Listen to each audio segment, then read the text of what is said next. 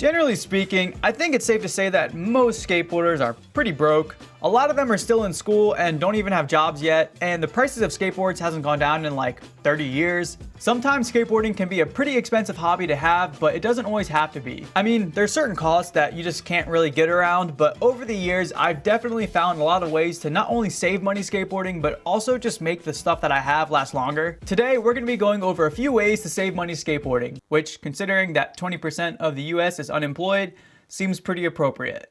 I left links to a few of the things that I mentioned in the description, but I always recommend buying from your local shop if possible. If you have any of your own tips on how to save money skateboarding, please leave them in the comments. The whole point of this video is to just help everyone else out. Also, as always, I spend way too much time making these videos, so just do me a favor and leave a like. It really helps out my channel. And with that said, let's just get right into it. The price of skateboard decks has remained pretty stable over the past 30 years, with most boards costing around $40 to $50. Now, it's pretty hard to get around the cost of a board, but there are a few things that you can do whenever you're buying a new board to save some money. When it comes to buying skateboards, it's always good to keep an eye out for sales at your local shop. Sometimes if they have a new line coming out or just want to get rid of some odd graphics or some weird sizes, then they might be willing to give you a discount. Another thing that's worked for me before is buying more than one board at a time. I know it might sound weird because you're spending more money up front, but I've had shops sell me 2 decks for $75 instead of 1 deck for $50.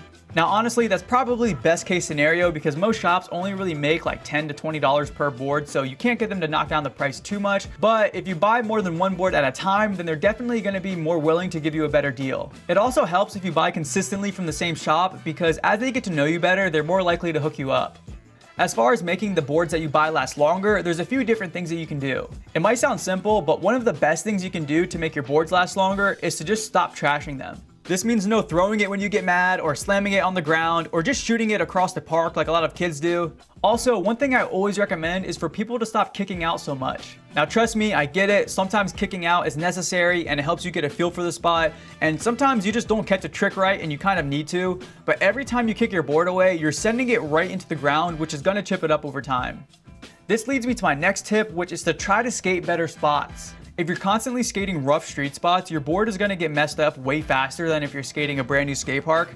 Now obviously I'm not saying to not skate street, but if you always skate these rough spots with puddles everywhere, then your boards just aren't going to last as long. Another good thing to keep in mind is the size of the board that you skate. There's a lot of benefits to smaller boards like better concave and less weight, but they also tend to break a little easier. If you like to skate skinnier boards, that's completely fine. Just keep in mind that if you find yourself going through a board every few weeks, then it might help to just move up a size. Other than a deck, trucks are usually the most expensive part of a skateboard. The good thing about trucks is that they normally last for a few years as opposed to boards, which for some people only last a couple of weeks. It's going to be tough to find good trucks for cheap, but you can try some of the usual tips at your local shop, like buying a pair that have been sitting for a while or just waiting until they have a sale. They may also give you a better deal if you buy some other stuff too, so if you need a full complete or need some new shoes or some new clothes, then try to buy everything at the same time.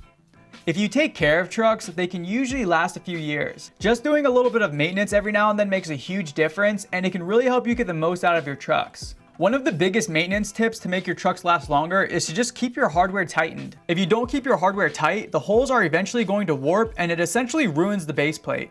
It's such a simple solution, so it's crazy to see the amount of skaters that don't do it. So even though it's good to keep your hardware tight, the opposite is actually true for your axles. Keeping your trucks loose is going to make your bushings last longer because there just isn't as much pressure on them.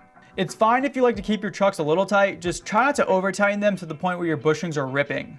I also recommend keeping the nuts on the ends of your trucks loose enough so the threads don't show. Otherwise they'll get worn down and it'll be hard to put the nut back on if you ever take it off. You can buy a skate tool with a rethreader if that happens, but it's still a headache to deal with, so it's better to just avoid it by preventing it in the first place. Now base plates tend to be a common part to break on a truck, but sometimes the hanger of the truck can break too. Usually if a hanger breaks, it's because it's been skated for a pretty long time. Occasionally people will get a defect and the truck breaks even though it's hardly been skated. If that happens, then sometimes you can get a free pair just by sending the company an email and explaining the situation. This really only works with the better companies though, so if you buy some cheap pair and they break, then they probably aren't going to send you a new set. Wheels are essentially the only part of a skateboard setup that have any real flexibility in terms of price. Everything else has a pretty set price, but wheels can range from $20 for a really cheap set all the way up to $40 or more, just depending on the brand. Obviously, you could just buy a cheaper set to save money, but in the long run, you'll probably end up spending more because they just won't last as long. What I always recommend is buying the best quality that you can afford, because more often than not, you get what you pay for. If you buy cheap wheels, you'll just end up spending more because you'll go through them faster. While on the topic of wheels, I just want to mention that the same goes for bearings. You can find some sets of bearings for pretty cheap, but they're not going to be as good or last as long, so always buy the best quality ones that you can. Also, make sure you use washers to keep your bearings from rubbing against the hanger and the nut. This will not only help with speed, but it also makes bearings last longer. So when it comes to getting the most out of your wheels, there's a few things to keep in mind both when you're buying them and when you're skating them. When you buy wheels, it's good to remember that harder wheels are going to last longer than softer wheels, and they're less likely to chip. There's a lot of advantages to soft wheels over hard wheels, just know that they aren't going to last as long. Also, if you want to make skate wheels last longer, it's good to rotate or flip them occasionally. This not only helps you maintain a consistent level of grip, but it also allows the wheels to wear evenly.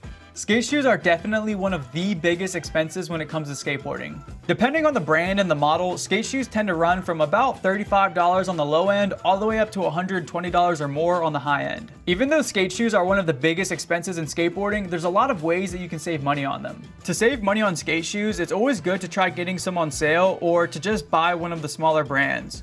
Finding a sale on shoes is going to be much more common than finding a sale on boards or trucks, and generally speaking, smaller shoe brands are going to be a little more affordable than the bigger name brands. Also, smaller shoe companies are usually the ones that are core skate companies, so not only will you save money, but you'll also be supporting a skater-owned brand. Typically, canvas shoes are going to be the cheapest skate shoes out there, but I always recommend paying a little bit extra for suede shoes. I promise you that canvas skate shoes won't last nearly as long as suede shoes, and the price difference really isn't that much. If you really want to find a pair of skate shoes that'll last a while, I always recommend finding a pair that either has a rubber toe cap or minimal stitching. My favorite skate shoes in terms of skate shoes that last a long time are the Adidas Match Courts, but I also really like the Converse CTAS and the Huff Classics if you can still find a pair. This is just my opinion though, so take it with a grain of salt. I'm not saying that these are the absolute best skate shoes, but they are the style of shoe that I found lasts me the longest. Once you have a solid pair of skate shoes that you like, there's a ton of ways to really stretch the life of them. A little bit of super glue, hot glue, shoe goo, or tape is great for preventing or fixing any holes or ripped laces on skate shoes.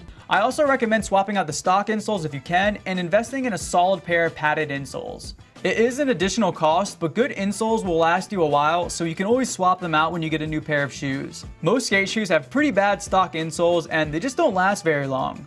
Also, aside from saving money on future medical bills, good insoles just feel better on your feet, so it's worth investing in a pair. So if you happen to have any of your own tips on ways to save money skateboarding, go ahead and leave a comment. The whole purpose of this video is to just help everyone else out. Also, do me a favor, leave a like, follow me on Instagram, all that good stuff, and thanks for watching.